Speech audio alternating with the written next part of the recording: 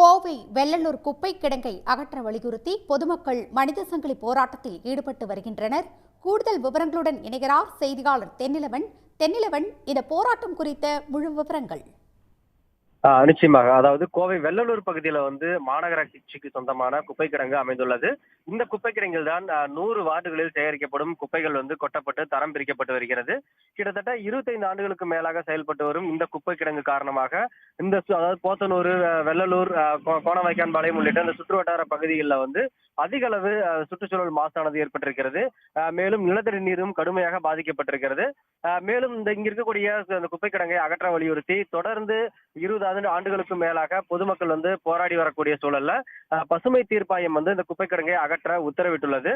இருப்பினும் தற்போது வரை இங்க குப்பைகளை கொட்டி தரம் பிரித்து வருவதால் இங்க இந்த பகுதி மக்கள் கடுமையாக பாதிக்கப்படுவதாக கூறி தற்போது இங்க மனித சங்கிலி போராட்டத்தில் ஈடுபட்டு வராங்க. உடனடியாக இந்த குப்பை கிடங்கை வேறு இடத்திற்கு மாற்ற வேண்டும், இங்க இருக்க குப்பைகளை முற்றிலுமாக அகற்ற வேண்டும் என வலியுறுத்தி தான் தற்போது இந்த மனித சங்கிலி போராட்டமானது நடைபெற்று வருகிறது.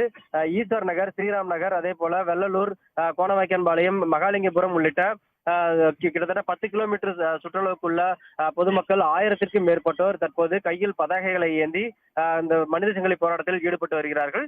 உடனடியாக இந்த குப்பை கிடங்கை அகற்ற வேண்டும், இல்லை என்றால் தொடர் போராட்டங்களிலும் ஈடுபட இருப்பதாகவும் தற்போது கூறியிருக்கிறார்கள்.